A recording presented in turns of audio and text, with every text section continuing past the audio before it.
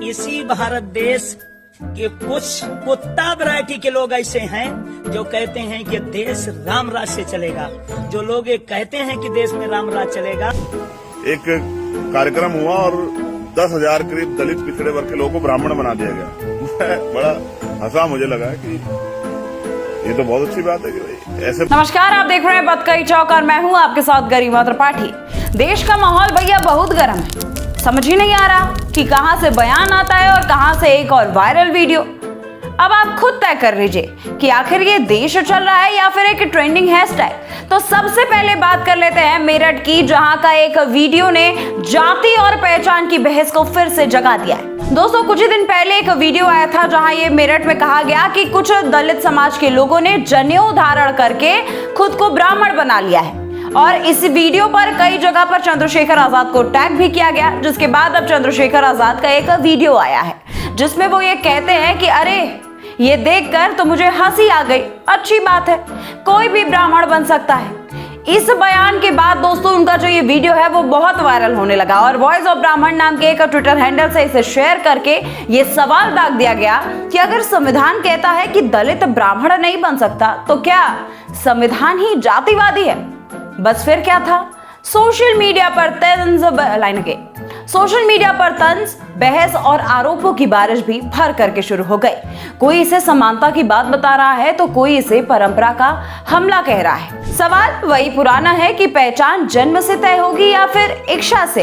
फिलहाल आप चंद्रशेखर का ये वीडियो सुनिए।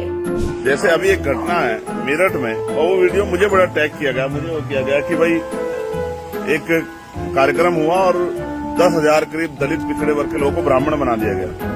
बड़ा हंसा मुझे लगा कि ये तो बहुत अच्छी बात है कि भाई ऐसे ब्राह्मण बन सकते हैं। मैं उन ब्राह्मणों से आके मिलूंगा जल्दी जिनको ब्राह्मण किस सर्टिफिकेट के जरिए बनाया गया, कौन सी पद्धति के जरिए बनाया, कॉन्स्टिट्यूशन के कौन से आर्टिकल के जरिए उनको बना दिया गया। मैं जरा भी आके देखूंगा कि जिनको जनेऊ धारण करके ब्राह्मण बना दिया गया है। ये बड़ा मेरे लिए हास्यास्पद था कि भाई क्या ऐसा संभव है जो काम बाबा साहब अम्बेडकर नहीं कर पाया, जो भारतीय संविधान नहीं कर पाया। बाबा साहब तो कहते हैं जाति एक सीढ़ी है, जो जिस जाति में पैदा होगा वो उसी जाति में मरेगा, क्योंकि जाति व्यवस्था भारत की इस तरह की मजबूत है। बढ़ते हैं दूसरे मुद्दे पर, जहां मामला सिर्फ बहस का नहीं बल्कि गिरफ्तारी तक पहुंच गया है। दोस्तों, यूजीसी का मामला वैसे ही गरमाया हुआ है। इसके बाद से गौतम खट्टर की गिरफ्तारी के बाद देश का सवर्ण समाज जो है वो बहुत ज्यादा नाराज दिख रहा है। Hashtag release Gautam Khattar trend करने लगा है। समर्थन में वीडियोस भी सामने आ रहे हैं जहां हिंदू लोग, हिंदूवादी लोग, सवर्ण समाज के लोग, ब्राह्मण लोग एकजुट होकर के बार बार कह रहे हैं कि उन्होंने कोई अपराध नहीं किया, बस इतिहास बताया, आतंकियों को आतंकी कह दिया और फिर वही पुरानी लाइन जो हर बार आग में घी डालने का काम कर देती है कि ये देश हिंदुओं का है। अब सवाल ये नहीं है कि कौन सही है और कौन गलत, सवाल यह है कि क्या हर मुद्दा अब हम बनाम वो में ही बटेगा? क्या हर बहस का अंत अब एक ही नारे पर होगा? गौतम खट्टर जो इस देश में सत्य की आवाज को इतिहास के पन्नों से कुरेद करके जनता के सामने लाते हैं, जो हमेशा सत्य और तथ्य की बात करते हैं, जो हमेशा सनातन की बात करते हैं, गाय गंगा राष्ट्र की बात करते हैं, तो बड़ा दुख है आज ऐसे सनातनी योद्धा को और एक ऐसे आतंकी के बारे में बोलने पर गोवा पुलिस ने गिरफ्तार किया है जो सेंट फ्रांसिस जेवियर था, जिसने गोवा के अंदर हमारे हजार हिंदुओं का कत्ल कराया।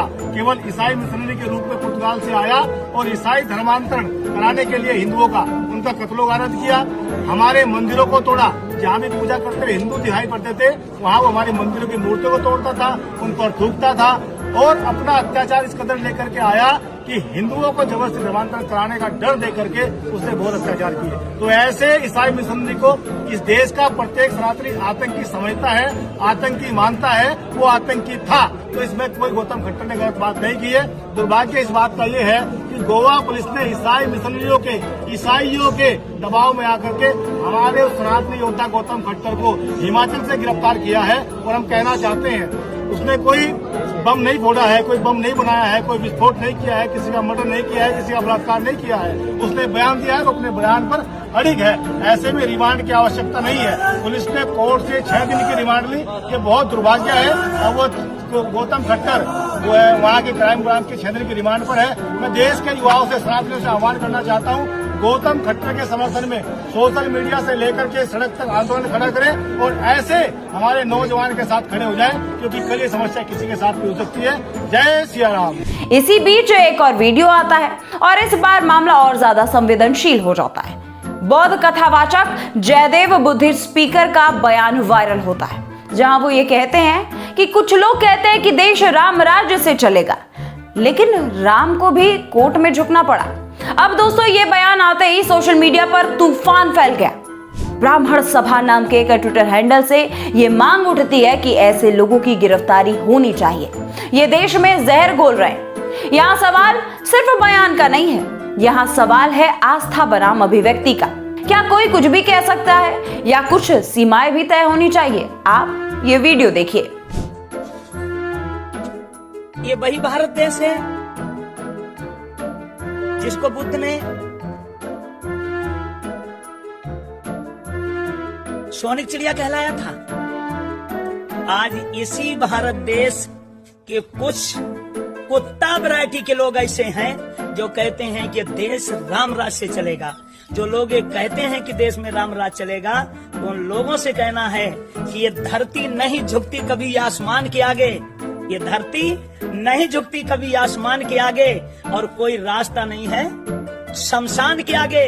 आखिर को राम का भी मुकदमा गया कोर्ट में, तो उस राम को भी झुकना पड़ा बाबा साहब डॉक्टर अम्बेडकर के संविधान के आगे।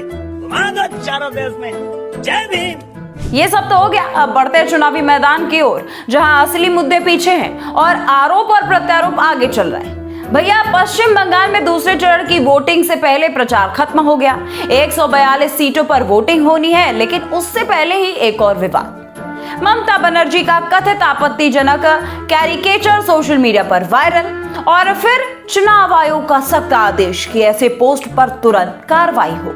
उधर ममता बनर्जी रोड शो कर रही हैं, इधर अमित शाह रैलियों में बयान दे रहे हैं, और बीच में चुनाव आयोग जो कोशिश कर रहा है कि कम से कम चुनाव विवाद मुक्त रहे।